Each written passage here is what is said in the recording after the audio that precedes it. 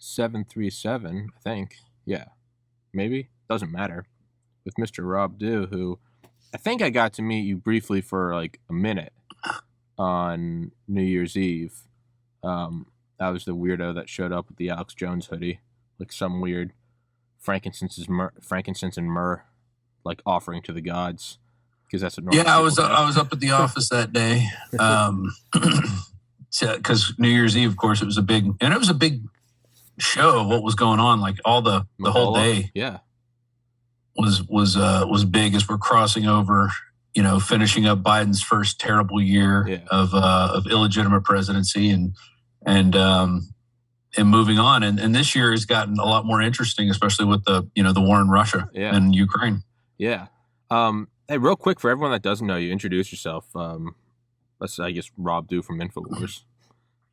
Yeah. Hey, my name is Rob Dew, and for 13 years or so, worked over at InfoWars and did a bunch of stuff there. In terms of shooting video, editing video, taking Alex all over the country, recording him while he goes on his different journeys. He's also sent me out back in the day to go. We used to interview a lot of people for documentaries. We were going long form. So, people like Russell Means, who's no longer with us, the economic hitman, John Perkins. That's just a couple that off the top of my head, but just going around and interviewing all kind of interesting people who were just kind of on the subculture. Webster Tarpley, I probably interviewed Webster Tarpley, I don't know, like 3 or 4 times. He's an interesting fellow. I bet he's got a lot to say about this Ukrainian war with Russia. And I think his wife is Russian, I think, but I don't know. Yeah, man, it's my life. So we were like, me and my friend started like a gaming channel. And by that, I mean me, just as like a shitty side project. And we were just like streaming, like, I don't know, a couple weeks ago. And like in the middle of it is like when the invasion started. And oh, wow. Yeah. So we were watching, we're like, oh shit. And so, we were watching, and like my first like gut instinct was like, oh man, like that, it's terrible, right? You see like shelling and bombing, like no good. Just no good, right? That's not a controversial statement. And like the next day I had on like a CIA veteran, and she was talking about it, and we were talking about everything, and like the hair, I wouldn't say the hair on my neck, but maybe like a little bit of like spidey sense after like 24 hours. Like, so I started this podcast, I think the day before COVID hit the United States, December 12th, 2019. And like early on it started, and last summer I had on Dr. Malone. I got banned from YouTube for having on Dr. McCullough, and kind of watching all of this media blitz over the last 2 years.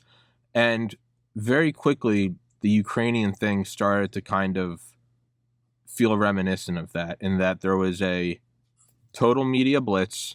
There is one defined side immediately. There is an enemy, and if you sided with the enemy or even wanted to hear them out or play devil's advocate for the sake of intellectual exercise, you're demonized. And to me, that very quickly was like, what the fuck is going on? And yeah, man. There's a really good meme. Actually, I just posted it on Truth Social, I believe, or Getter. I'm on both of those, and it's so first it's George Floyd. It's a guy getting hypnotized, and I'll show it to the camera in a second. It says a guy, they're getting hit with George Floyd, then COVID, and then what is this other? Oh, the shot, and then the Ukrainian flag, and that's for all the people out there that can see that. Yeah, and that's what's going on. It's hypnotism, and they're telling you who to like. I mean, it's basic hypnosis. Yeah, repeating things over and over again, suggesting things over and over again, doing it through the television or through these phones. It puts your brain in a somewhat of a dream state where you're suggestible. So you're getting all those messages over and over again. Like, people, Deion Sanders, for instance, just got a couple of his toes cut off because he had blood clots. I'm like, oh, well, let's go see if Deion was promoting the shot or got the shot. Well, he's in a commercial for the university that he coaches at, telling the kids they got to get the shots about saving lives, Well, my retort was promote the shot, get the clot, because that's what's going to happen. And I don't feel bad for people who go out and promote these things and bad things happen to them. Yeah. Because if you're going to promote something, you better fucking fucking know what's going on. Yeah, you can't just half-ass it. And these people who do this stuff, I mean, it sucks. You know, I used to like watching Deion Sanders play football, but now that guy can't even run anymore because he went and promoted this shot. And the doctors will never tell him that there is any, correlation between him getting his. They're saying it was from a surgery. Okay, well, maybe it was from a surgery. Maybe that's what precipitated it. But the reason he's got that stuff, he's got the spike protein rolling through his body right now, creating blood clots. That's what it does. Yeah. So it's Yeah, no, I have a hard time feeling bad for people that promote it. I do. A part of me does feel bad for people that personally, I think it's personal responsibility. You got to do your research on everything. Yeah. But you come on my podcast and then tomorrow you get fired from InfoWars and you're like, what the fuck? And then it's like, well, that's Rob. You should have looked up Tommy. You didn't know he was a fucking Nazi or something. Are you a Ukrainian Nazi? I am not, as off the tell. Well, technically, although I'm a white guy with an American flag who supported Trump, I was a Nazi in 2020. But now you can support Nazis. So I think I'm on the inside now. But the point is personal responsibility. I do feel for people that got it because they genuinely believe that it was their duty. I just, I don't know, maybe you got 4 kids and you're fucking working all day. Yeah, no, it's hypnotism. Yeah. They were hypnotized. Everybody's hypnotized. It was mass hypnotized mass hypnosis on a worldwide level. That's what was going on. Yeah. And, people I know took it.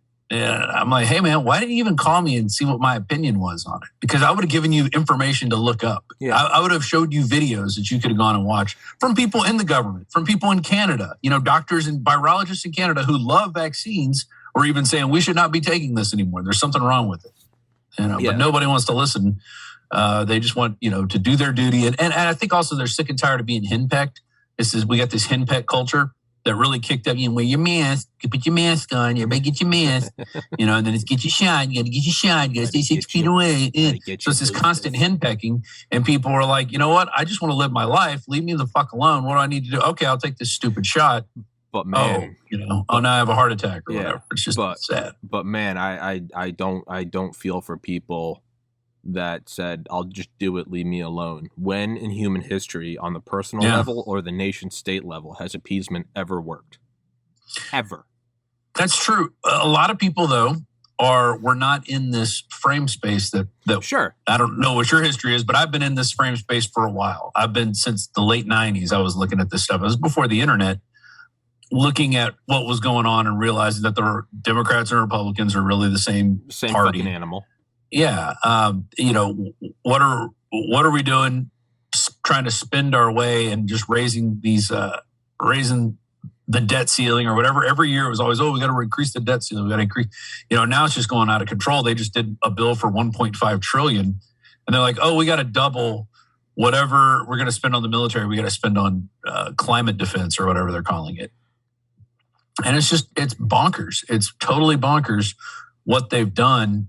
And now the precedent has been set that, hey, 1.5 trillion is no big deal. Next time it's going to be 2 trillion. It's going to be 3 trillion. And this is money that supposedly we're going to have to pay back. But they go, we can just keep printing money. Well, if you can keep printing money, then why are we paying taxes if we can just keep printing money?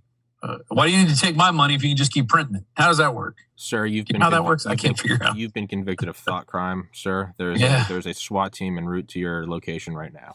That's what's going to happen. Yeah. No, I mean, I was born in 90. I graduated the University of Georgia in 2013. I got into medical school, so I was pretty much obsessed with that for 4 years. Didn't really pay attention to shit. All I did was, I went to the University of Georgia was like the #1 party school in the nation at the time. There's 30,000 beautiful women. Is that the Bulldogs? Yeah. I went to one football game. All I did was study. So I was pretty myopic. Right after I graduated, I realized I didn't want to go to medical school, and that was this big moment of realization. And then I was filled with I wonder what life holds next. And a couple months after I graduated, my older brother committed suicide. And I just went on a 5-year bender of just drugs, alcohol, fast food, everything I could get my hands on. Moved home in 2016 because I was fucking I could not even take care of myself. Couple years of shit, blah, blah, blah, therapy, all that good stuff. Started this podcast. And in 2019, I would say is when I really started to kind of look at things more, because I would find you're a guest, right? You're a guest and you're easy to talk to. There's guests that are easy to talk to and there are guests that you can't get a word out of. And I found that a way to deal with that or to cope with that was I would listen to audiobooks nonstop, 2x speed all day, every day. So if they were hard to talk to, I could just start pulling out shit about Smedley Butler or the Civil War or whatever.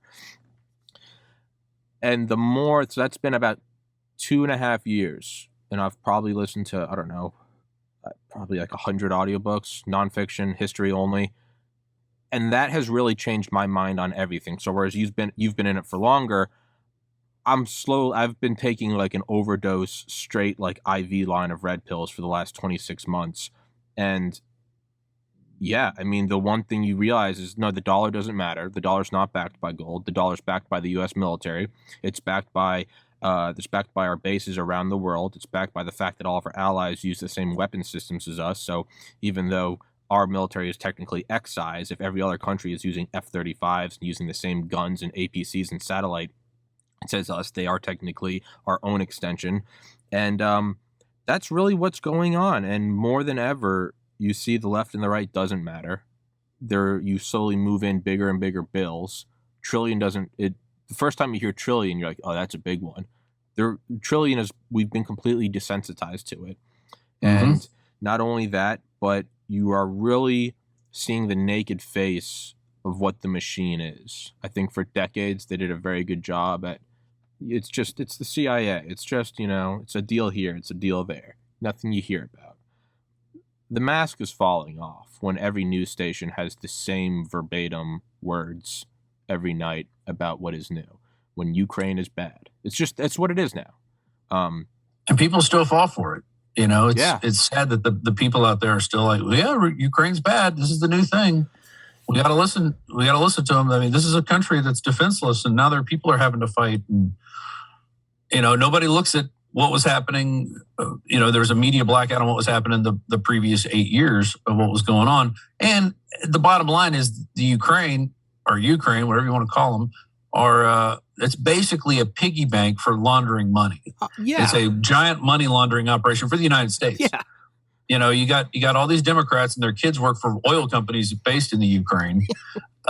We send lots of aid over there, which then comes back to other corporations, U.S. corporations, in the form of kickbacks, and then those corporations fund these campaigns. And so, yeah, it's $1 billion to people like Nancy Pelosi. Yeah. But she doesn't see $1 billion. Yeah. Something's going on with something. All right, there we go. She doesn't see that money, but then it comes back to her in other ways. It comes back to her in favors. It comes back to her in stock tips. It comes back to her in other ways. And that's how these people keep it going. And then they get to stay in office because they're getting money for the corporations. You see something like what the Pentagon Papers come out, and everybody's got, Zelensky's got money, like $1 billion in a bank account in South America or Central America. And it's like, no big deal. That's what you get when you're an actor. And then you become president of Ukraine. You get $1 billion in an account down in South America. The classic, the classic actor president pipeline. It's yeah. Oh yeah, no, that's just, some people become biology majors. Some people do the actor president billionaire pipeline. It's just another thing you can choose.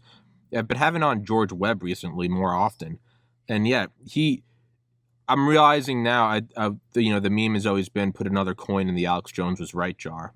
But I'm now starting to realize there's also put a coin in the George Webb was right jar. He was talking about this like 3-4 weeks ago, right when the invasion started, about all the labs in Ukraine. And I was like, maybe. Like, I'm skeptical. I'm skeptical of everybody I have on. I just, for my own mental, I got to exercise. I can't become entrenched in one viewpoint because then you just become brain dead. But yeah, no, him talking about Zelensky and was it General Kolomoisky and all the money they have and all the real estate they're funding through the Azov Battalion, which is trained by the firms that are also, they're using it to launder real estate into, I think, Cleveland or something. I like the but he's a Jew. He wouldn't be with the Nazis. Well, George Soros worked with the Nazis. Yeah. Yeah. It's like being a Jew doesn't necessarily mean you don't work with Nazis. Yeah. I don't care what you are. Are you working with the Nazis? It's just period. I mean, I don't get that leeway. My grandfather's brother stormed the fucking Omaha beach and killed Nazis with his hand and had a dagger from one of them. No one ever Tommy. No. And fuck you, Tommy. You're a Nazi. I don't give a shit who you are. It's just what you are. No one's exempt from being a racist. No one's exempt from being a Nazi. But so like what's really kind of like getting to me though is like, I mean, we've all heard the Eisenhower speech a trillion times about the military-industrial complex, sure. Yeah. What's starting to open my eyes more is, and I had heard the Smedley-Butler speech in 1933, war is a racket. Al Capone could take a tip from me. He operated in 3 counties. I operated on 3 continents. But then I had just finished a book called Gangsters of Capitalism, all about Smedley-Butler. And not just the plot to seize the White House, but also what he was talking about. And what he was talking about stretched all the way back to like 1901, 1902, like our incursions in the Caribbean and China and South America of the United That was our big land grab. That's when we were acting like what we're saying Russia is doing today. Oh, yeah. We were just going into countries and putting up bases and going, hey, we're going to help you out. We're here to help. We're here to help. We're going to do this. And we like your bananas. Oh, yeah, we like your bananas, and we'd love for you to work with us. And if you don't, we might just find a reason to shell you from a mile out. Sure. Or you know, hey, you lost the election. Or, you know, there's many ways they get rid of these people. And yeah, you're exactly right. Go on. There's some good history here people need to know. Yeah. And so like I had always been like tangentially aware of like everything about this in like the 50s, 60s, 70s, 80s, CIA, all this good shit, bad shit, whatever, the Dulles brothers. I should have years ago, but I'm reading Devil's Chessboard for the first time right now. And even the more recently I had on David Vine, who is a very liberal author, but his book, Base Nation, is a pretty accurate, it's a modern day examination of we're still land grabbing and setting up shit. But going all the way back, I don't know why in my mind there was some sort of optimism about kind of only going as far back as Eisenhower. There's based in nothing. Part of my mind was like, maybe it could still be rectified. But when you go back to Smedley, who gives his speech 30 years prior, and the speech he's giving 30 years prior is about his time 30 years prior to that. Right. And you're realizing the deep state, the machine has been well oiled since before Model Ts were chugging along Times Square. Yeah. No, railroads. I mean, railroads are what helped it go along. And the steam engine and the Industrial Revolution, all this stuff was basically a vehicle for, you know, English expansion, which then morphed into American expansion. Once they figured out, okay, we can't let these guys, you know they're under us. Yeah. So we're going to give them their freedom, wink, wink, nudge, nudge, but we're going to control what really goes on through our secret societies, through how we get people into places of power, because we've been doing this for a while. And that came from Germany. With the mind control stuff came from Germany. So yeah, it's Cecil Rhodes. If you ever want to read a bunch if you haven't read on Cecil Rhodes, that's the guy who really developed the baseline system for what they gave to the Rockefellers and the Carnegies. And then those guys took it and then kind of morphed it 2 generations later. And now we're getting close to where, you know, Biden and Kamala Harris are now inheriting this system, which is now it's not based on merit anymore. It's, you know, they're basing it on retard level, because I guess you can control retard level a lot easier than you can control, you know, somebody who's kind of smart. You can control the short bus a lot easier. Exactly. So, you know, like you just stick in, there's this answer Kamala gives the other day. They're like, hey, what are y'all doing about gas prices? She's like, look at the map. It's very Didn't simple. even answer the question. It's like she read an answer that they gave her 3 days ago. Yeah. And just like, anytime they ask you something, just read this. Ukraine is a country. It's a small country. And that's it's a big country and a small country. It's basically bad. And that's our people. That's our people that we put out there saying, this is who represents us. It's terrible. It is. And, you know, kind of on a side note, I read this book called Gold Warriors by Sterling Seagraves. He and his wife, they're both dead. Their whole entire thing. When you say read, do you mean audiobook? Oh, audiobook. I don't know how to read. No, it's just something I never learned how to do. I somehow managed to slip into med school. I got right by. No, I listen to it at 2x speed. It allows me to go to the gym and do dishes and shit if it's just in the background. And it's got a nifty thing. I've realized that whenever something important happens, I kind of subconsciously start paying attention. I really like it. It makes me sound a lot smarter than I really am. It's instead of music, I just turn on audiobooks and I get to pawn it off as intelligence. It's not. That's a spoiler alert. But so their book Gold Warriors is all about the gold caches and deposits that the Imperial Japanese did during World War II that no one knew about, because they when they started to realize that probably weren't going to win this thing, real like movie shit, like send the workers in to build like a tomb, and then they machine gun the workers and they demolition the entrance. But their whole hypothesis is that the actual, right, because you can't create more gold. That's the beauty, and that's why they hate it, is because you can't inflate it. You can only inflate over it, but you can't actually inflate. Their whole hypothesis is that the actual amount of gold in the world, everything that they kind of discover, all what we did, we went in and got it after 1945 over the next couple of years. It actually like pretty much doubled the amount of known mined gold, but it was entirely secret. And this is all, again, their hypothesis, but it was kept entirely secret, entirely off the book, so that in a way you could kind of inflate it, because if all the world powers thinks there's X tons of gold and we've got double the amount, that's how we could fund. And the idea is that we put it all aside, and it was basically our multi-decades long slush fund for the Cold War. Mm-hmm. But in that, there's like a line from the book that really has nothing to do with what I just talked about, but it was like one of the Harriman brothers, and they're like drinking tea with like some Japanese businessmen on like, I don't know, the 20th floor of a balcony, and they're just like watching like a revolution in the streets or something, and it's this imagery that is almost comical about the deep state. It's like they're shaking hands with the Japanese as like, this is like 1930s, as we're like shelling the areas where like the nationalized corporations weren't giving in to Uncle Sam.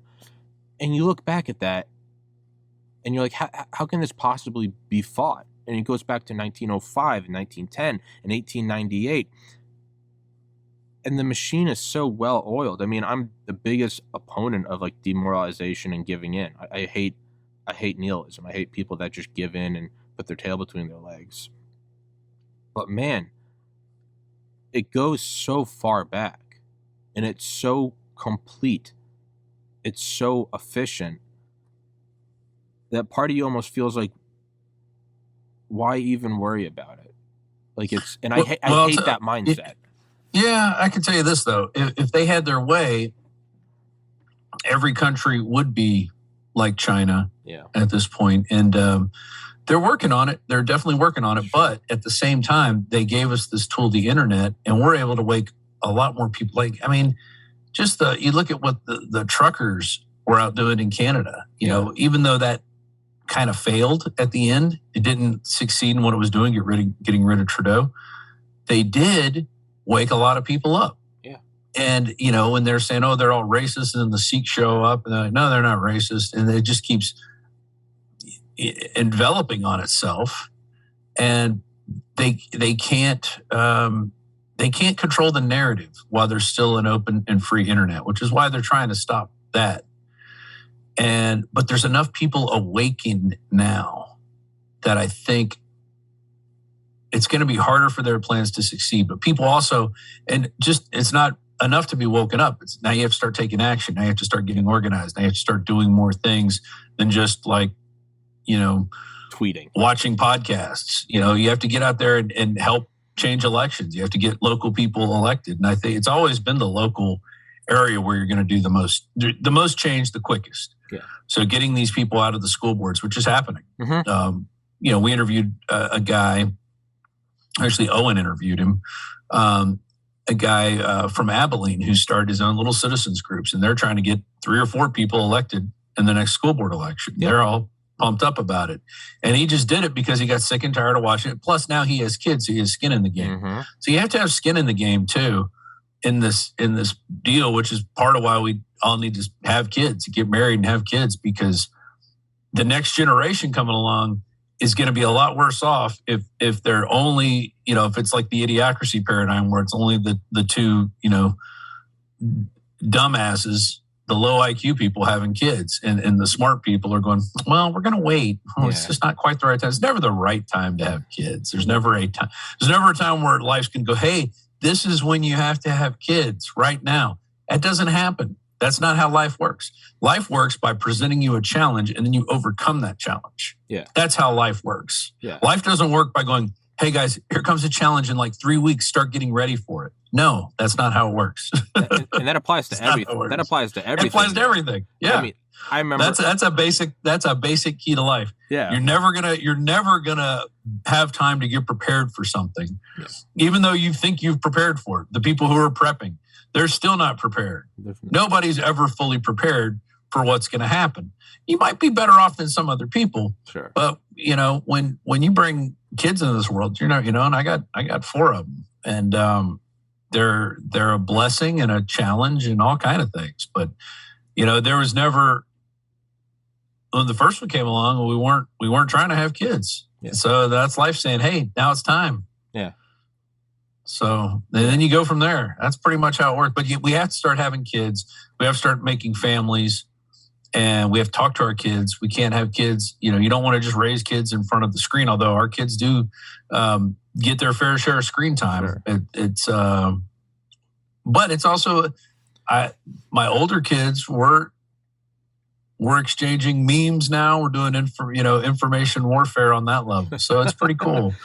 And I'm trying to get them prepared to go into their next challenges in life, because life is never going to be easy. It's not supposed to be easy. It's not supposed to be always fun.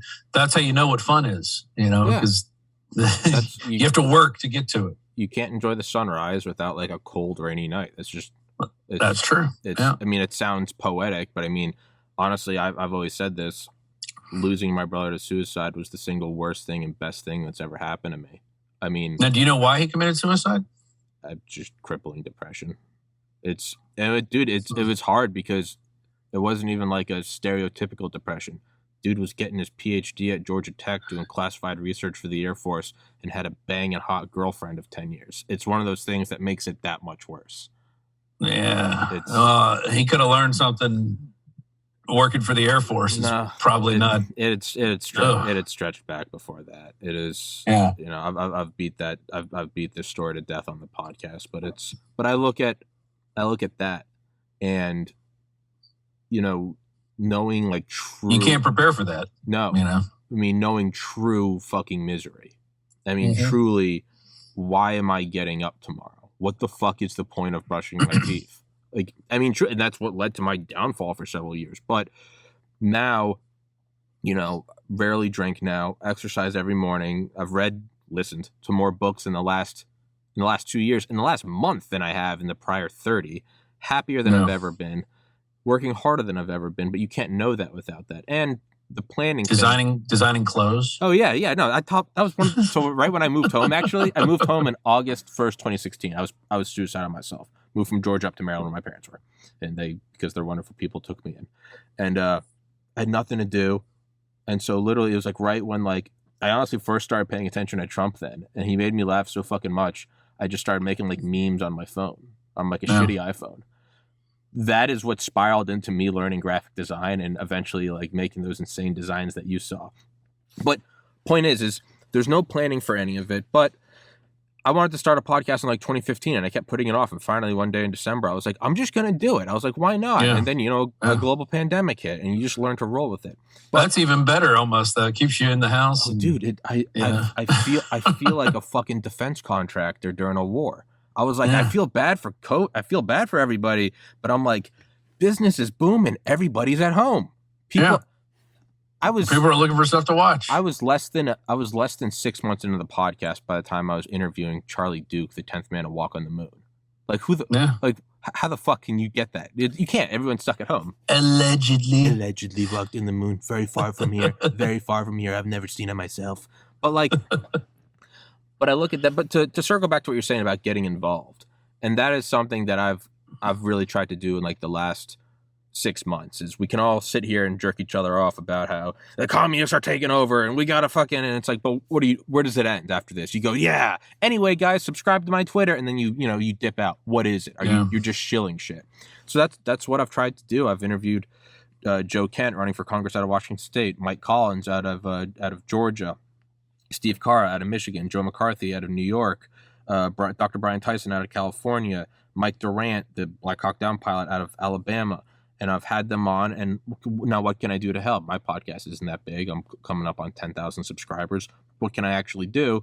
Well, I've also interviewed 8 times Dr. Robert Malone, several times before Rogan. As a side note, I really wish the White House would have fucking called me out for having him on. That would have been great PR. but unfortunately Rogan got all of it.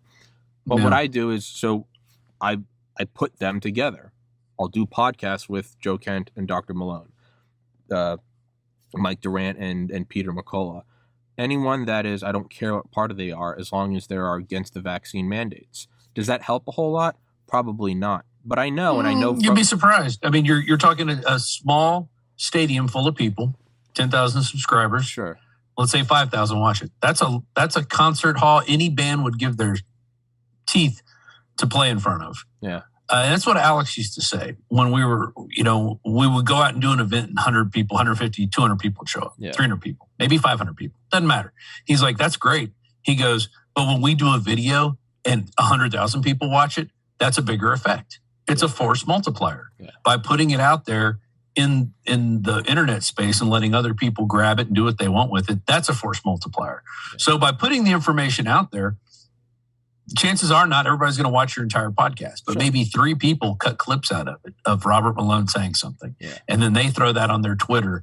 And that's it. It's not even whether you getting the credit. It's you putting the information out there for other people to grab and other people to learn from. And that's what a lot of this, that's what I feel a lot of this stuff should be. It's not about, gaining subscribers and climbing up the virtual ladder of social, media. It's about putting information out that other people can use. And you were talking about the biolabs. Like we put out 3 or 4 articles right before all the biolab stuff hit. I mean, we beat it by like 3 days. You're saying Webb was telling you about it before. We knew about it before. In fact, we had InfoWars. We found an article in our archives from 2008 talking about the U.S. funding biolabs in the Ukraine. Yeah. And it wasn't even one of the normal InfoWars writers. It was a guy who I guess we did a guest post, but it was under our byline. It was his name and then InfoWars underneath it. So he obviously wanted us to post this. Yeah. And, who knows? I don't even know who was running the site at that time in 2008 because I wasn't even there. But it was like the information was there. Yeah. Like we had the information years before people were doing it. I mean, I'm not patting myself on the back, but the information was out there. And when you have these fact-checking organizations, but that's not true. That's not true. And then you're like, oh, no, oh, wait, the Russians have the information now. They're like, well, that's not what they meant. That's not what they meant. And then you're like, all right, we beat you. Yeah. We totally destroyed you. Yeah. And that is that's actually what one of my friends said to me once was when he was like, dude, like if 100 people watch an episode, he was like, that's a room of 100 people. And but not only that's a town hall. Yeah. And like one thing I have had though is people from like Joe Kent's campaign or Mike Durant's campaign. Mike Durant, military veteran, Joe Kent, special forces veteran. And their managers have told me, they're like, when they go out on the campaign trail and they're against vaccine mandates, I mean, people attack them. They attack the low-hanging fruit. Well, okay, you're a Green Beret and I do respect your service, but what do you know about mRNA vaccines? And what they can say is, no, like I don't have a medical degree, but here's my interview with the inventor. And if they can even just use that clip they've told me that like every once in a while they'll use a clip at like a town hall or something. And I'm like, if I can put that together, but so like I've had like from these campaigns, they've told me like, when they do get attacked for that, you're a military veteran, like I respect your service. What they can do is say, here's my interview with Dr. McCullough. Here's my interview with Dr. Malone. And even if that just helps shut up one opponent, if I put that together, I'm like, okay, now it's not just #freedom, #fight the Marxists, and you don't do anything. And I'm like, oh, I can actually put it out into the real world. And more importantly, what you said is, as much as, I'm a type A psychopathic OCD work ethic kind of guy, but as much as I want credit for all of it, I also realize that it's bigger than me. And it's like that quote, great things can happen when no one cares who gets the credit. And like right after I came down with Dr. McCullough, like I think that day is when the Malone Rogan episode was uploaded and I heard about mass formation psychosis. I got in touch with the professor, Dr. Matthias Desmet in Belgium, and put together an episode with Dr. Malone, Dr. McCullough, and Matthias Desmet. And that's my most viewed video. I think it's at 700,000 views. And at first I got angry because I was seeing it uploaded on other channels and shit. But I very quickly realized, I was like, hey, fuck off. Like, let it go out there.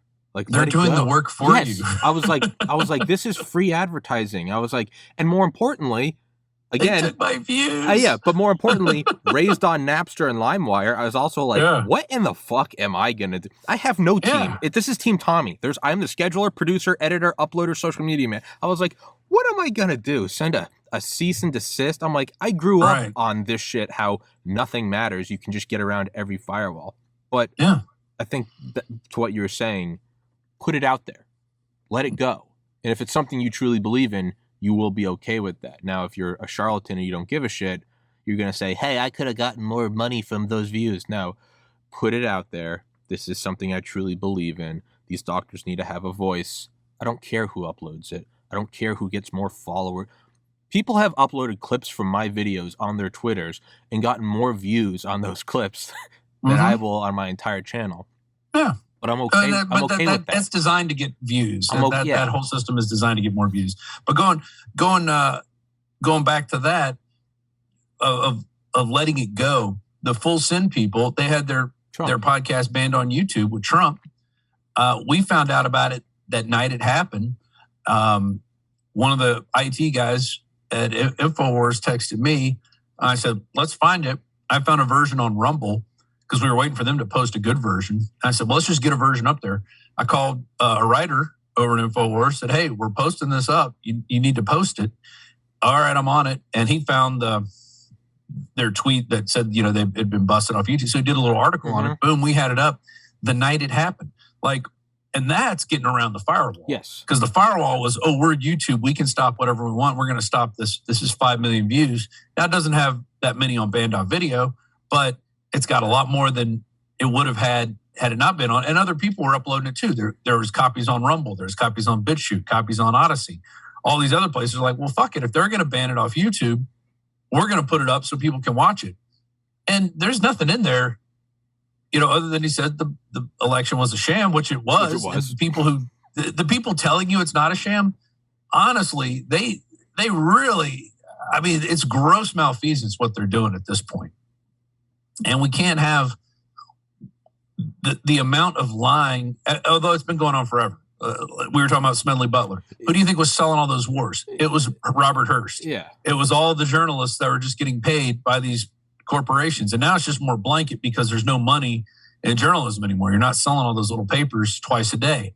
So these guys are now the funding or the PR arm for the military-industrial complex. And the military-industrial complex says Russia bad. Yeah. So that's your choice. Your choice is Russia bad or you're a Nazi sympathizer, even though the Nazis are fighting them. Yeah. Hey, don't think about it too hard, or your brain will. Yeah, no, it will hurt. Got to keep it. Try not to think. That's why I keep the air conditioner cold in here, is because when the logic starts to, it heats up, and you got to cool it back down. But one thing that also helped me is, as again, someone that lost a brother, and with my own experiences with depression, when people ask me like, why are you optimistic? I have to be optimistic, or I will not get through the day. So that also forces me to look at things and go, how can this be optimistic? I look at like a year ago, getting suspended for having on CIA veteran Claire Lopez talking about CCP involvement and the Internet of Things being involved in the 2020 election, stolen in the middle of the night. Okay. And I got a suspension for that. And I was trying to raise the alarms, and no one. Where'd you get suspended on? That was my first YouTube suspension. The next one was with Dr. Roger Hodkinson, who was actually like one of the ringleaders for the Ottawa truckers. That was again in March of last year. Dr. Malone, episode 495, and then the Hammer with Dr. McCullough telling people, gasp, to take vitamin D. A literal 30-second clip. But the point is I was saying that last year, and I was being, responded with, it's a private company, blah, blah, blah. And I was like, guys, I get that. I'm as big as a capitalist as anyone, but I was like, the precedent is terrible. What's the upside of the Full Send getting banned? Is you now have a much, much larger platform than mine, but you also have a younger generation. I'm 31. You have a younger generation posting, what the fuck is this communism? And you're getting more people to go, more comments are saying, listen, I hate Orange Man. They're like, I hate Orange Man. But they're like, he didn't say a goddamn thing. And they should have got it banned. Yeah. And so to me, there is it's almost like an infection. If it doesn't kill you, your immune system will create antibodies, and now you are hardened against that. And then it starts eating their own people. Media Matters got their channel pulled down for a couple of days because, they said something. I think they posted like an Alex Jones clip or something. Yeah. And they're like, well, we were being critical of him. And YouTube's like, no, the algorithm says this has to go. Yeah. But and they got it back, of course. And I'm sure it was a bunch of apologies. And, we'll put your channel on a special list that doesn't get banned, because they get to say whatever they want. They get to attack whoever they want. And nothing happens to them. But it's eating its own people at this point because it's run out of conservatives to eat because there wasn't a ton of conservatives anyway. Yeah. There really wasn't. There's a lot of mouth-breathing liberals out there that love to follow and parrot whatever's being talked about or whatever's supposed to be cheered upon at any given point. Because most conservatives don't give a shit. They're not online. They don't care. They're at their job. They're doing work. Yeah, they're building things. They're making roads. Yeah. They're building bridges. They're not sitting there whining. It's an interesting phenomenon where you have people who are working from their homes and doing things virtually. Okay. And then there's people who actually get out, have to go out and drive a car and do things. And the people at home on their keyboards like, oh, we don't care about the gas prices. We Uber anyway. We don't have any of those problems. But there's a lot of those people. Yeah. So there's literally two classes of people now. There's virtual people and real people. Yeah. And the virtual people contribute to the economy. They do work, but they do it from a place where, the tools have been made at this point where it can be done, but they've created two classes of people. And now, the gas prices are really only affecting people that have to get up and commute to a job every day. And you still might have to commute to a job and then be virtual, but eventually you're going to go, hey, boss, I can't come in. This gas, it's $10 a gallon. I'm going to stay at home. Yeah. I'm going to phone it in today. Yeah. And they'll be, okay, that's a good idea. Phone it in. It's for the environment. So that's where it's going. You're going to have all kind of people staying home this next year because this gas ain't going down anytime soon. No, and that is absolutely going to be the next reason for a quarantine. It's going to be climate quarantine, which they can really run that fucker for as long as they want. There's no. Oh yeah, well, they test drove it all during the pandemic. They're air got cleaner. Look at all this clean air now. Yeah. There's no humans out there breathing. Yeah, those pesky fucking humans. Yeah, that is what it is. But kind of what you were saying earlier. The most important thing is how can you influence your local environment, because there is for historical purposes and to be able to justify where you're coming from. But Rob and Tommy talking about Smedley Butler on a Sunday in March in 2022. I mean, listen, we're not undoing what they did with United Fruit Company. That's what it is. You and I aren't. We're not taking down Raytheon. But what you can do, and I am involved actually, and someone without kids in my local school board, I'm getting involved. I'm helping someone run for a local office but I think there's a lot of beauty in that, because when you look at something so overwhelmingly large, and for instance, start the podcast, and you do 3 episodes and it takes 3 days, and you go, dude, I don't know how I'm going to get to 1,000. And you go, why don't we just do one more? And now you're at episode 737. When you get involved locally, it's something you can chew, instead of going, how am I going to fight the Trusted News Initiative and the marriage between the DNC and global media corporations. Hey, don't do that. You're going to get disillusioned. You're looking up at Mount Everest. Don't look up at Mount Everest. Look up at a staircase. And you go, I can do the staircase. And you do that, and it does enact change, and you can get involved. And not only that, kind of cheesy motivational, you start to see that it's possible. You go, oh, you really can just go get involved in your local, like you can literally go get in your car and just go get involved. Maybe you got to sign up for something. And you can do that. And even on this podcast, I mean, the fact that a one-man show could put together an episode with Dr. McCullough Malone and Dr. Matthias Desmet. I'm like, okay, well, if I can do that, everyone can do something. And I think that is where you can find hope and find optimism for the future, instead of saying, It's the Great Reset, guys. It's all done. America's over. The world's over. And if you do that, you might as well dig your own grave and then shoot yourself. Like, because you're already dead. And I don't really know where I'm going with this rant, but I do think that's the importance of trying to do something locally, trying to get involved locally. Because when you look at the entire global chessboard, yeah, it's intimidating. I'm not going to do anything about Ukraine. That's the reality. I can have on George Webb. I can talk about biolabs. And that does have an effect. Like you said, people do clip it and stuff. Putin's not listening to me. I'm not on the phone with Zelensky. But you're not trying to convince those people. You're trying to convince the people out watching this who are like, why am I being told to, worship Ukraine? Why is that? And I think a guy you should try to get on is Coach Red Pill, who I think lives in Ukraine somewhere. I don't know if you heard of this guy. Let me make a note of that right now. He was putting stuff out. He's a guy kind of like a short Italian looking dude. He wears big glasses and he has a red cap on. Fucking Fauci. He calls himself Coach Red Pill. And he was walking around Ukraine. And he was early on, he's like, all right, now they're arming all the citizens of Ukraine. What do you think's going to happen? He's like, they're going to be pulling people over. Gangs are going to get all these guns and start having gang turf wars, and crime's going to increase. Watch. Well, and that's what you see what's happening.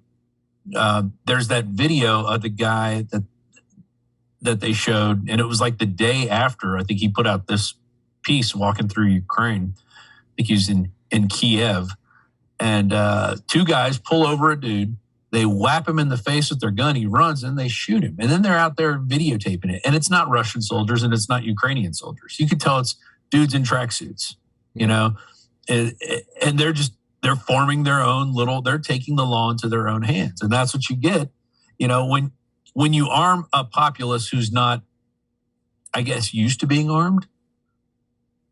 They even here, and it probably happens in any big city, if the government was to go out and give out free guns to people, you're going to have a lot of problems. One, because the people aren't going to respect that they've been given a gun because they got it for free. They didn't have to earn it. Yeah. Because guns are pretty expensive. Yeah. On the average of things that you buy, you're going to go out and buy a nice gun. You could pay $500 for an okay 9mm, or you can pay $4,000. I've shot a $4,000 9mm. It's a damn good gun. Yeah. There's a big difference in that $4,000 9mm and the $500 9mm that sits back over here. Yeah. But yeah, when you give your populace a bunch of free guns, bad shit's going to happen. Yeah. And so he recognized that. He does a lot of YouTube videos. I'm surprised they haven't kicked him off yet. But he calls them the mainstream pig media, I think is what he was calling them. He was in a restaurant with a bunch of mainstream media people. He's like, these are the people that are causing all this. And he's showing them on video. And the pig media, kept calling them the pig media, which I thought that's a good, because that's what they do. They feed at the trough of whatever, the whatever occasion we're supposed to be worshiping. And they're telling us, you follow this, do this, listen to us. And they're just disgusting. The big media. There is something absurd, though, about people. It's been less than a year since we withdrew from wherever. What the fuck with Kabul? And I had on one of the Marines that was there, and who lost several of his friends during that suicide bombing. And as much as they all disproved of the manner in which we withdrew, there was sort of a 100,000-foot view of like, thank God we're out of there. The war needed to end. Yeah. And I'm with it. I fucking hate Biden as much as the next guy. But let's zoom out of the 100,000-foot view and go, we got out. That's overall, in my opinion, my humble opinion, a plus. It's been less than... and I think they would have left a lot of shit had Trump been in there. They would have left, because that's... Our Army's like, well, there's free stuff coming next week. Yeah. We don't need to worry about this stuff. Why are we going to take time to pack it up and get it all loaded up? I think they would have done the same thing. But Trump would have been more pissed. And then the media would have used it against Trump as like, oh my God, look at all the stuff they left behind. But because it's Biden, it's like, this is what we do. Look at all their weapons after that.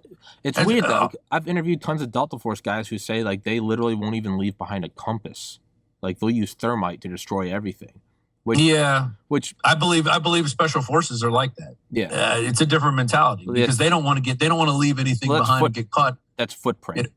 Yeah, I mean, we left a lot of stuff in Iraq too. Sure, Well,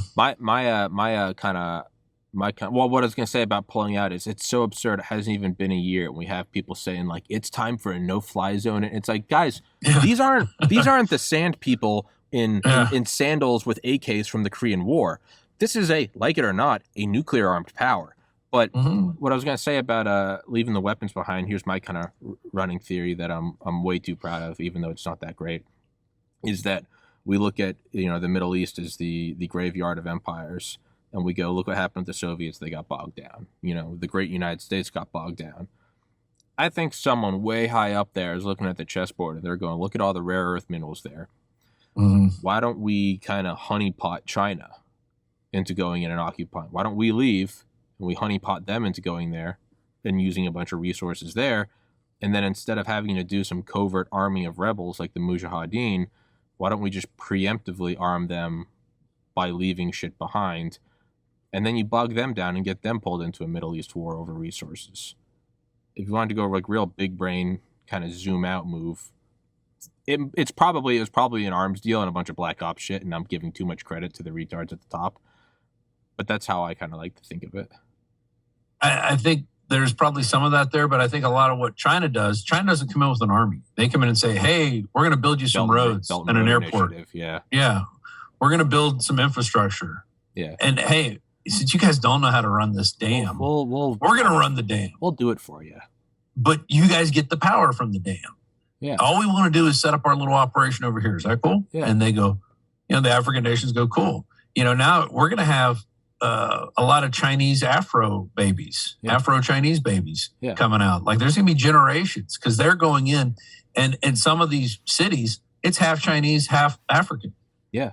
And, these are the men are down there like, well, what are we going to do? They're like, hey, man, get you a wife, start having kids. Yeah. Yeah. That's going to be interesting. I tell you what. And you could see you could find pictures. Look up Afro-Chinese babies. Interesting looking mix. I was trying to think of it. I don't know. Because you got real dark Africans and Asians, which are sort of related distantly back in the past. Sure. But now you're creating a different, like not a different race, but you're creating a different, kind of. It's certainly a unique recombination of DNA. Yeah. It's a different mix, but you're creating a lot of them in one spot in Africa. So you're going to have these Chinese Africans in like 2 or 3 generations. There's going to be a Chinese African president. Absolutely. He's going to be an African. He's got an African name, but he's going to look Chinese. Yeah. It's going to be different. Yeah. I mean, back to the COVID, everybody is stuck at home. I interviewed, and that's where your minerals are. Yeah. Too. Yeah. You're right. Yeah. That's where all your cobalt and whatever the fuck the other one is. I can never remember the name of it. Thinking of 2020, everyone's stuck at home. That's how I interviewed Brigadier General Robert Spalding, 1-star general, was on Obama's National Security Council, flew B-2 Spirits, and he wrote the book Stealth War about China's covert war on the United States that we don't even know we're in. And that's he goes into the Belt and Road Initiative. And they know we're in it. Now, but the Belt and Road Initiative, man, that is, you got to respect your enemy. They know exactly. I mean, it's kind of a lot like economic hitman shit. You can't pay it back. Don't worry about it. Just let us put a port here. We're just going to park a couple of Chinese cruisers. It's communists doing economic hitman shit. It's brilliant. That's why it's so well oiled. Yeah. Because there's a mission. They don't question it. It's not 10 different corporations doing it. It's a government doing it. It's a little. It's definitely more of a well-oiled machine than the Americans, but you don't get innovation. No. That's what you trade. You trade the getting it done quicker the iron fist. And you lose out some innovation. Do you think, what are your thoughts on, is China rising inevitable? Is America in decline? Or are we going to foment a war with them to smother the up-and-coming young buck to remain on top? Their economy rising is, well, a lot of it's our doing.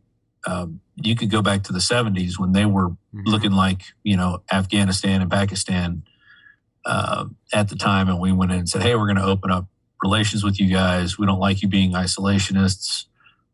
Here's some technology. And from there, from Nixon going in there and bridging the gap, it's just increased. And then after a while, the Chinese had accumulated so much wealth, they're like, oh, now we can go in and influence these things. So then you have the Confucius Institutes.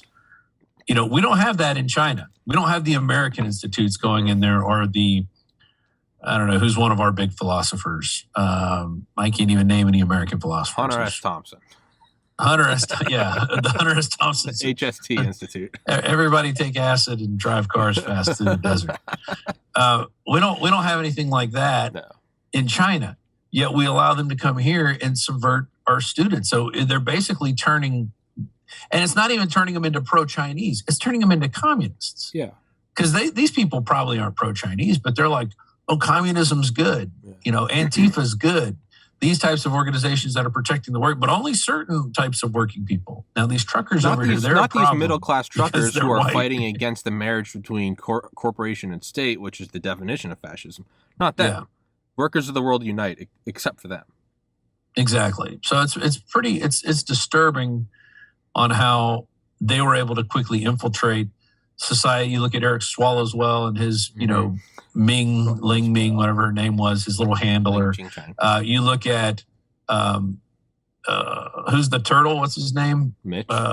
Mitch McConnell. His wife's Chinese. Yeah. It's always weird. The Surgeon General, the current Surgeon General, his wife's Chinese. Don't know much about her, too. There's not a lot of information on this lady. It's like she just suddenly appeared and married the Surgeon General, who's now telling everybody we got to have vaccines. And then it didn't come from China. I wonder why he's saying that. That's interesting. And I tell you, the bottom line with all this COVID shit is until we come to the realization that this is a bioweapon, we're never going to defeat whatever it is, or the next one's going to come down the road and we're going to fall for the same trap. Yeah. It's a bioweapon. Yeah. It was created in a lab. Mm-hmm. They know what it is. The Chinese know what it is. They have the information. We probably had the information. We're just not sharing it, because if we shared it, then we'd have to admit that it was a bioweapon. Yeah, you'd have to admit it's war. But day 2, when that thing came out and the Indians said, hey, it's got HIV in it, and they're like, oh, no, you guys better pull back that study or we're going to kill you and your families and everybody else. Okay, we'll pull back the study. And it's like, this is a discredited study. Now everybody's getting VAIDS. Vaccine-induced AIDS. Wow. Look at that. But it will come out that, I was going to say about Mitch McConnell's wife. Mitch McConnell's wife's, side note, Mitch McConnell's wife's father is, at the time of Brigadier General Spaulding's book, her father was the chairman of the board of the largest Chinese defense contractor. I think it's called the CCCC. And I didn't even need to know that to know that I'm looking at a honeypot. Oh yeah. Next to the leader of the Senate, the Republican leader of the Senate. And it's just like you could tell. Wasn't she Secretary of Transportation? Yeah. Yeah. And she got a great little gig. She got a great little gig out of that. And that's a lot of Trump's problem. He went in there and thought these Republicans really wanted to work with him. Yeah. They didn't give a shit about him. They wanted power. They wanted to screw him over. They didn't want him to change too much, too fast. Yeah. Because you can't have that. Look how quickly our country has devolved since he left. Yeah. And you look at what he did. Here's one man trying to do better, and he's getting stopped all along the way, and he still managed to get some good stuff done. Yeah. He managed to make us energy independent, where we were exporting oil to people. The economy was through the fucking roof. It was kicking ass. And then COVID happened, and they convinced it, well, they got all these health people, and he doesn't quite understand health. It's not his thing. His thing is business. So he knew we couldn't lock the country down. But they're, well, just give us 14 days. If he just gives 14 days, we can stop it. You'll save all these lives. You'll be a hero. It'd be a hero. And so they sold him on being a hero, and he went and did it. And then he went with this warp speed. And there's some people thinking that they were going to try to lock down the economy for 18 months or 2 years until a vaccine came out, and then he warp speeds it. Yeah. And gets it done quicker, which I think a lot of that warp speed was just setting up. They already had the vaccine. They had the vaccine within 2 days. Yeah. According to their technology. Yeah. And this thing's not a vaccine either. It's gene therapy that's giving you AIDS. So I don't know what you would call it. Have you seen that? Your AIDS shot. Have you seen that?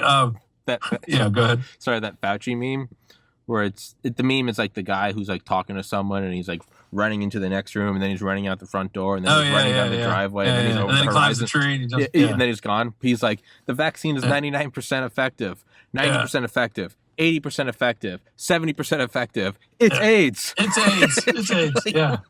But and that's what's going on. And Fauci's not showing his face right now. Yeah. And the guy that knew how bad Fauci was, and the guy who invented the PCR test, was killed in 2019 from pneumonia. Isn't that interesting? It's just like, oh, well, he can't come out and say, Kerry Mullis would have been like the first Robert Malone or Dr. McCullough, because he's the inventor of the freaking PCR test. And we'd have videos, inventor of PCR test says PCR shouldn't be used to test. And then you'd have that going on because it picks up everything. Yeah.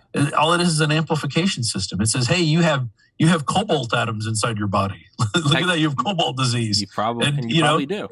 It would find them, and you would amplify it up enough and it would find anything. And it was funny. He says this thing. He goes, it kind of follows this Hindu philosophy that we're made of everything, And he seemed to be like a little bit of a lefty. Sure. And he probably believed that this thing was so accurate. If the more you amped it up, it would find everything. You would have every atom of everything inside your body because you're made up of a lot of atoms. 100. So the chances are you do have cobalt atoms inside your body. Yeah.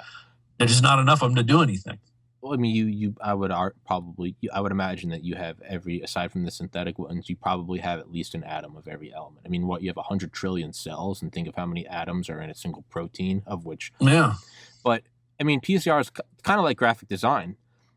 You do an 8K graphic design like that Alex Jones one. Oh yeah, it looks great. Yeah. It looks great on a big iMac glossy screen. Looks great. You zoom in enough, you'll get pixelation, and then you can go, this is a low res image. Well, you zoomed in. You're at 6,000% amplification. You're zooming in on the image. No, this is an 8K glossy image. No, it's pixelation. That's what it is. You use enough PCR, you'll probably find my DNA in Rob, and that maybe didn't come across as I meant it, but you'll probably find Tommy inside of Rob. That didn't sound good either. We were in a room at one point. we were actually. So it actually gives credence to it. There's probably an atom from me somewhere in you. But that's just the reality. Yeah. But I think they say in 7 years you've breathed in the atoms of every human on Earth. Yeah, like there's something like by the time you die, if you live more than like 20 years, then at some point you have inhaled an oxygen atom that like Napoleon exhaled. Yeah, wow. Yeah. But the point is so I look at someone like Trump, and that never sat well with me, that like the Secretary of Transportation was the daughter of a Chinese spy. Yeah, under Trump as well, right? And I'm admittedly a Trump fan, but I look at how much they attacked him and how much they hated him, and that always made me think that like, okay, he's the right guy. If the left and the right, if the Clintons and the Bushes are teaming up on him, then I'm like, oh well, this is my guy. The people I hate him. And despite everything you see what he was able to do in 4 years. And on one hand, you go, oh, he's a miracle worker. And on the other hand, you realize life could have always been this way. We've been cut off at the knees intentionally. We could have had Ron Paul. Yeah. We could always be the booming American age. Yeah. But I'm having on after this. I'm having on Leo Zagami for the second time, and I just Leo Zagami. Good guy. Yeah, I like Leo. I just finished his book. We're talking about his book, Confessions of Illuminati, Part 7, and he's an admitted Trump fan, but he puts in it. He goes, at a certain point though, he goes, you gotta wonder, is he just in on it too? Is it? Yeah. And it's, man, you want to talk about a demoralizing thought. I'm not. Yeah, was he there to pull out all the patriots? I mean, as Alex said on his second Rogan interview, I remember I was working at an apartment. I was like power washing like the side of an apartment. I listened to that episode every day for like a week straight. But there's one thing he always, that's some real creepy shit. But I remember listening to one line he always said was, he's like, Joe, listen. He goes, Trump was put in there to get the leftists to attack free speech. And I thought about that. How would you ever get liberals to attack free speech? You'd put in Orange Man. Yeah. And not just attack it, but to censor people. Set up algorithms of censorship. Because that didn't happen during Obama, you could say pretty much whatever you wanted because they were in control. Yeah. They didn't care what you said. And so putting him in there, Facebook was happy all the memes of Trump going around because they were getting clicks and they were getting people watching. Twitter was happy with that because they were getting clicks. But then when it actually happened, I think they didn't think it was actually going to happen. I think they thought they had the ruse in hand because, the voting machines and everything else under the sun, the mail-in ballots, and then they realized, oh shit, we didn't do enough. And now we got this crazy person in there that's not controlled by but you know what? We have Reince Priebus. We have that fag from fucking Wisconsin. What's his name? Wisconsin? Yeah, he ran for vice president with Mitt Romney. I always forget his name. God, he's not in office anymore, but he was Speaker of the House for a while. Anyway, that motherfucker, those guys were put in to fucking stop Trump. Yeah. Paul Ryan's his name. Fucking loser. Fucking country hates this country more than anybody you want. A fucking communist if I ever seen one. Communist faggot retard. Exactly. And I don't like people like that. If you want to play on the other team, play on the fucking other team. Yeah. Don't fucking wear the uniform of the team you're supposed to be rooting for, which is one for freedom and free speech and everything else. And an open society where capitalism is going to determine who succeeds. People's ideas and hard work are going to determine who succeeds and who fails, which we haven't had in a while. We have crony capitalism. We've had that for a long time. The only way you're going to get rid of a lot of this stuff if there is a nuclear war. Yeah. And if they don't happen to kill enough people that are somewhat sane, because you're going to have a long rebuilding phase. But, Europe is where a lot of crap resides. That EU, those are all Nazis. Oh, yeah. What's interesting? The Russian, I need to go back and watch his speech again. The Russian, the guy who was with the UN. Oh, the guy that... The bald guy. He also looks like an evil villain. Yeah, but he's presenting the evidence. But he's giving the evidence. And he's talking about a group of Japanese that were brought over to the United States. So, we had Operation Paperclip that brought the Germans over. Unit 731.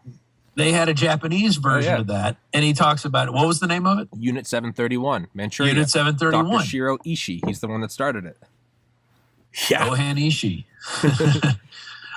So you have that. That stuff. That's a lot. I'd never heard of that. Dude.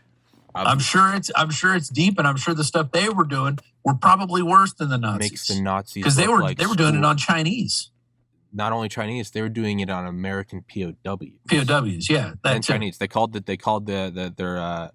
subjects. They called them Marutos, Maruto, which means log. They called them logs. Wow, dude. I first heard about Unit 731 like a couple of years ago through Jocko Willink's podcast. And okay, yeah, man, we all know, we kind of know the demon of Operation Paperclip, right? We kind of get the justification. Yeah. If we have the Nazis, then the Russians don't, and therefore we can build the rockets that we can put the nukes on top of. I get it; they're fucking Nazis. I do understand the logic. I don't know if I agree with it, but I do understand it. It's easy for me to go, they're Nazis, but I mean, you're Eisenhower or Truman, and you're like, the buck stops somewhere, and you have to go, who's going to have the rockets? Well, you know what? I get it. We gave the Russians the bomb. Yeah. I don't know if you knew this, but we flew out all the heavy water and stuff out of Montana, out of Montana over the fucking North Pole to the Russians. Yeah, we just kept flying stuff over. Yeah, Valenti Beria, 1949. Yep. And that was so we could have another enemy. Yeah. Because we had beaten all the enemies. Yes, that's the point. And then we create another enemy that we can have a Cold War with. So then it's all about building up this arms deal. Because we weren't, World War I, we mobilized some stuff, but it wasn't like we were a war country. But that's why we had to form the Carnegie Endowment for Peace so we could have perpetual war. So that got us into World War II and really ramped up into the modern society this apparatus of, hey, we're going to build tanks, we're going to build planes, we're going to build ships, to go and conquer the world. Even though we'd already kind of done that, it wasn't on that scale. And then after that, you're like, oh, well, we're going to spend less on war. No, we're going to spend more on war. We're going to spend more on war and have less big wars. Yeah. Yeah. We're going to have a lot of small wars now because we got, this stuff has an expiration date. We got to get in there. And, now we're going to go into Korea and we're going to win that war, but then we're going to back up and we're going to, we're going to take them all the way to China. And then we're going to go, wait, let's go back. Let's stop here. And we'll put a pin in it.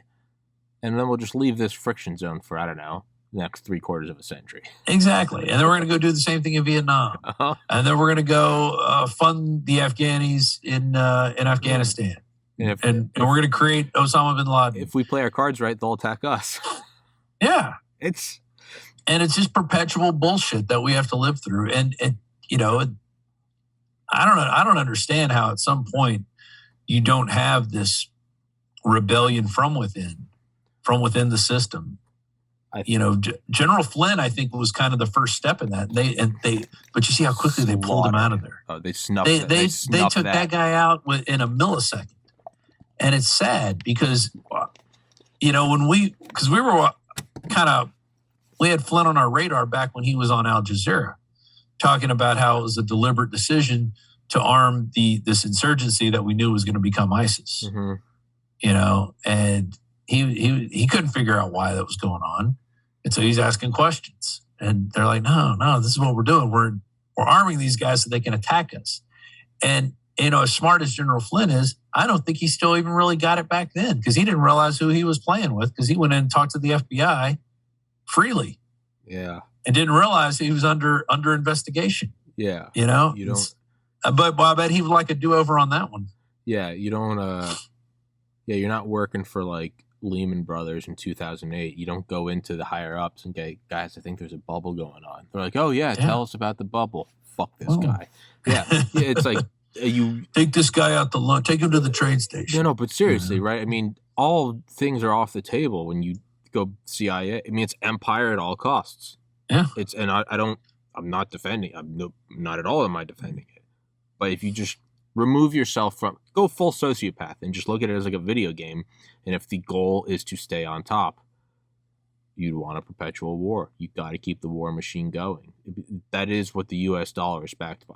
It's backed by the barrel. That's the only reason why no one's called in their loans. It's the only reason why no one with any meaningful measure talks out about U.S. inflation or printing. You can't. You will be bulldozed into the ground. It's just what it is. You talk out against us, you're gonna get you're gonna get invaded, you're gonna get demolished, and you're gonna get freedom delivered to your doorstep. And a lot of this stuff is bigger than us, and it's hard to defeat that stuff, which goes back to that's why you have to get involved locally. You have to get involved at the county and city level, and at least present an opposition. Like even in Austin, there's really no kind of conservative opposition to what goes on in Austin. Yeah. The people are just like, all right, fine. You guys can have this part of Texas and you can have parts of Houston. You can have parts of Dallas and you can have most of San Antonio, but the rest of Texas is Texas. But that mindset. So you have to, but it's sad that that's what we've done though. We've gone, we can't do anymore. We can't defeat what you've entrenched, but you can. And that's what people don't realize. Yeah. And you got to get more involved. And the good thing is people are getting more involved. Especially in the outlying areas around Austin.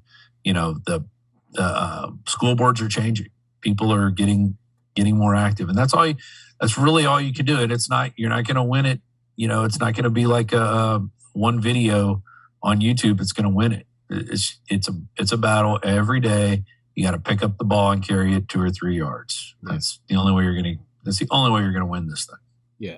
And we got to have a lot more people doing ball lifting and ball carry. Yeah, we're going to lift each other's balls. So, point one. That's right. Lift your balls up. Come on, people. Takeaway from this episode is the first takeaway is that you're going to find bits of Tommy inside of Rob. And point 2 is we all just got to lift balls. And that's it. We're progressive. And the lefties had it right when they said think globally but act locally.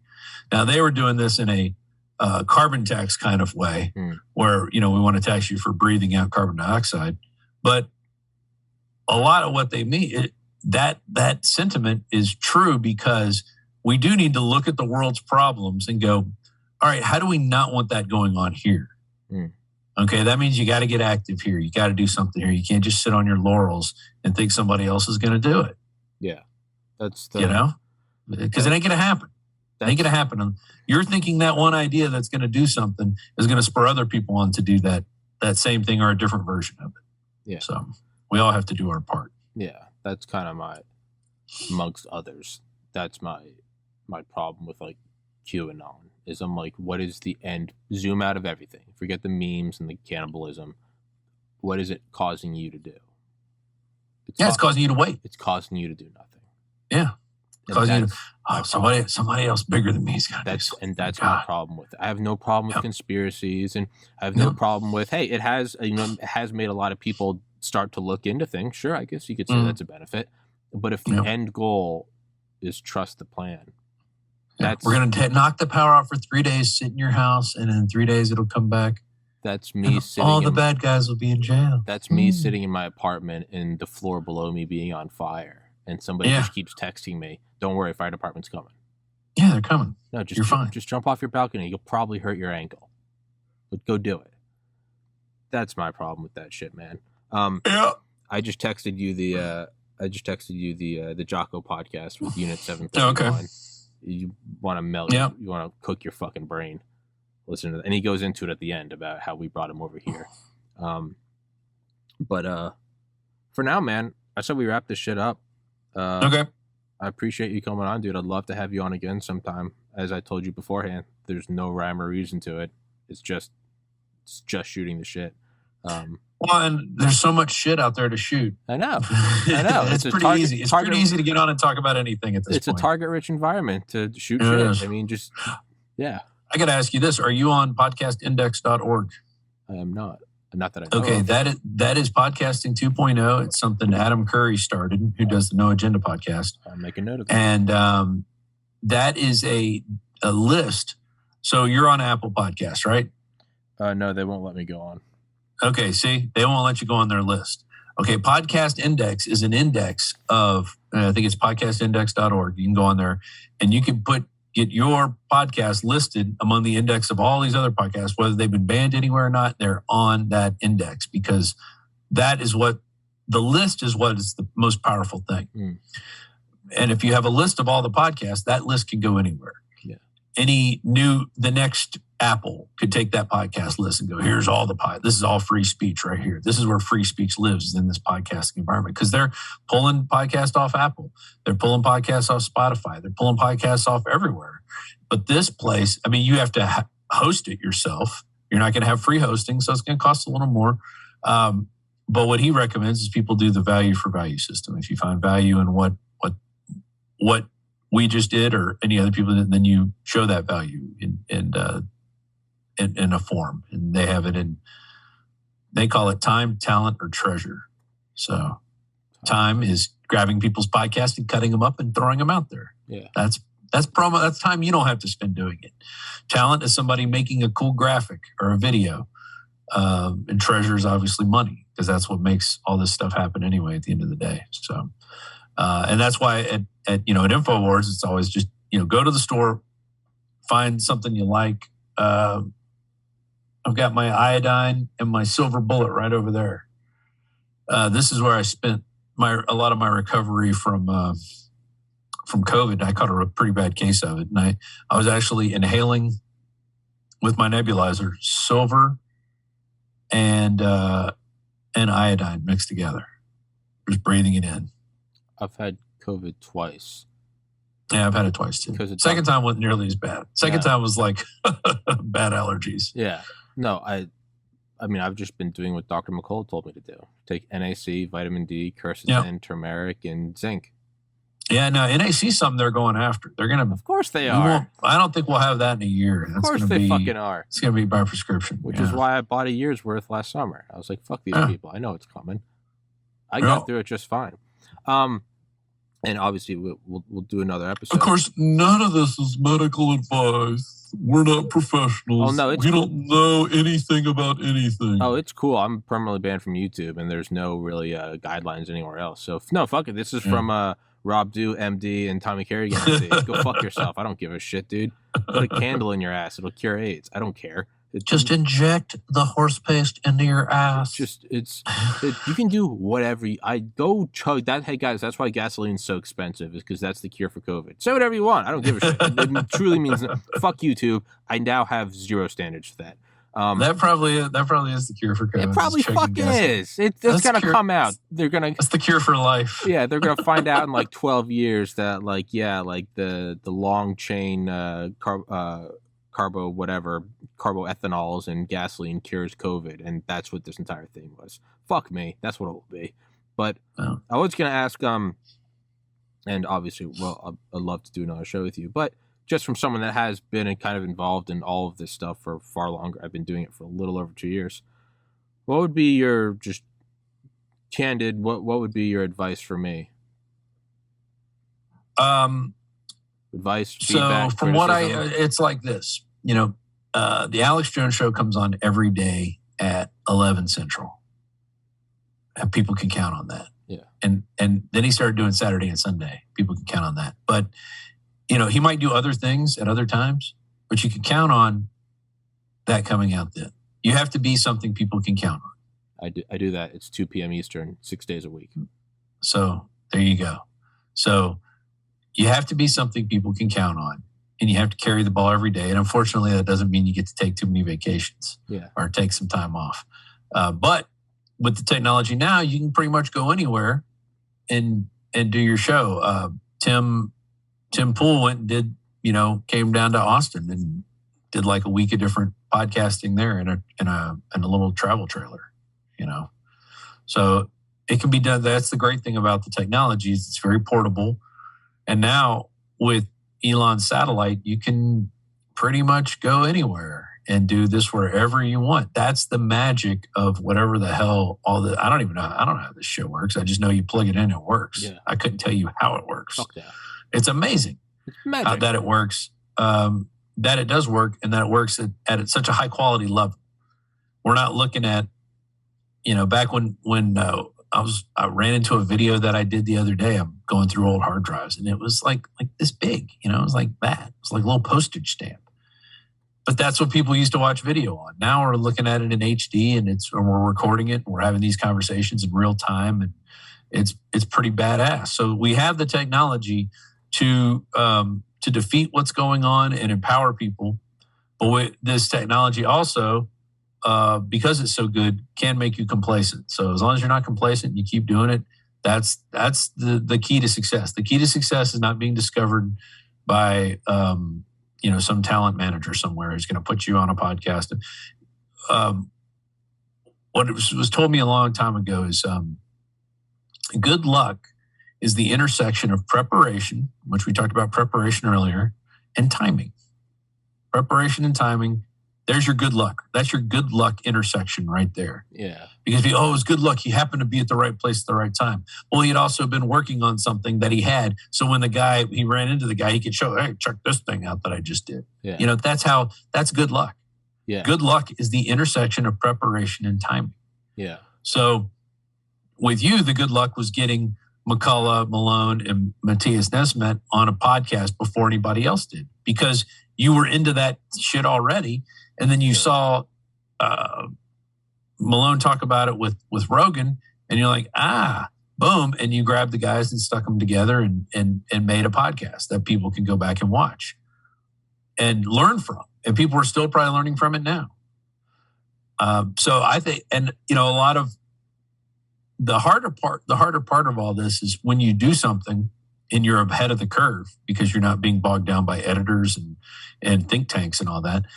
You're gonna find you did stuff a year ago that's more relevant now than it was when you put it out. But it's remembering that and going back and finding it and pulling it out and showing it to people, not even to toot your own horn, but to say, look, here's the information that was out there then and we were right.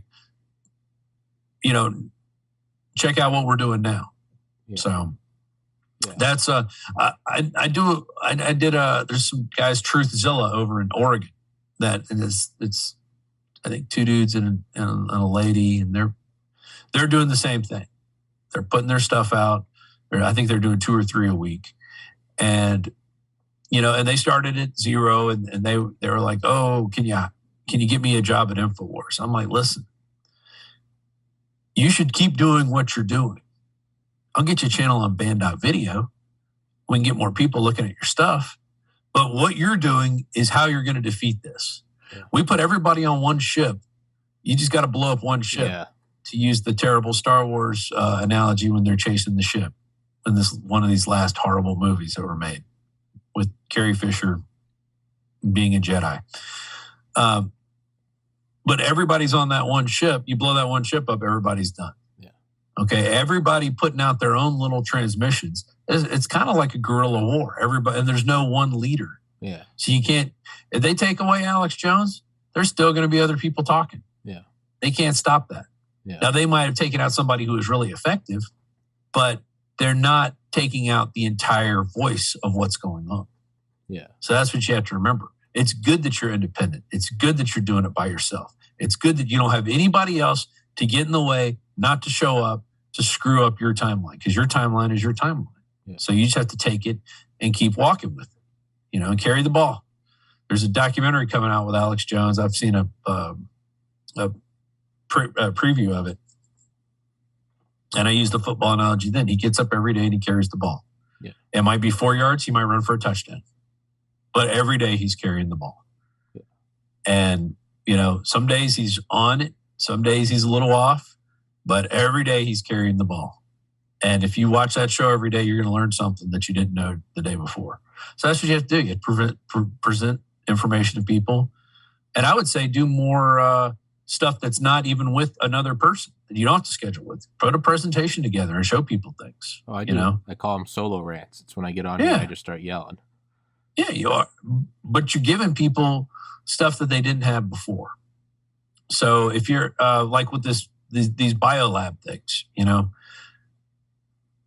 we put out a couple reports about them, but there's so much information about it now that you could go out. People should be uploading reports about biolabs, because we're just going to keep shoving it down their throat, and the fact checkers can keep saying they don't exist. And we're like, well, what about this? What about this? What about this? That's how you're going to defeat it. And it can't just be one person, because they can go out and defeat one person. Yeah. They could send somebody to cut your signal or cut your throat. Or, cut your throat or disparage you as a racist or something. They're always going to try these little attacks. But the fact that there's more people doing it now than ever is a great sign. And it's good that there's people that are out there that are really popular, and it's good there's people that aren't out there that are really popular, because you can learn something from everybody. And the fact that there's not enough time to watch everybody's podcast is a good thing. Yeah. Because they can't catch everything, and shit's going to slip through.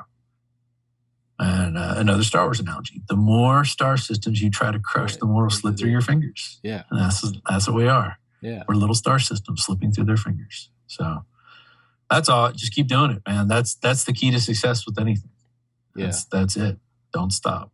Yeah. I mean, there are definitely days where I feel like I crack it out of the park. There are days when the episodes just take off and you're like, fuck yeah. And then there are days and weeks where you're just slogging through and you're like, what am I doing with my life? Why am I doing this? You're like, I could have been a doctor. You're like, what the fuck am I doing? You could have been shoving vaccines into people. I could have been shoving vaccines and hanging out with Fauci and Little St. James and Epstein. I mean, you could have had the good life, right? But no, man, I do like that. It's not worth your soul. No. It's not worth your soul. Absolutely not. All this shit's temporary. No, I'm playing the long game. That's it. I'm playing the post-life game. Fuck these demons. And decentralization. I've got my podcast on so many hard drives. Anyone I know that owns a gun safe, I just send them a copy. It's just I don't even know where they all are, but I know they could survive like a nuclear attack where I am. So it does exist out there. Rob Dew, thank you so much, sir. And thanks for having me on. It's been great. Thank you, man. And hold on real quick. Let me stop recording. Recording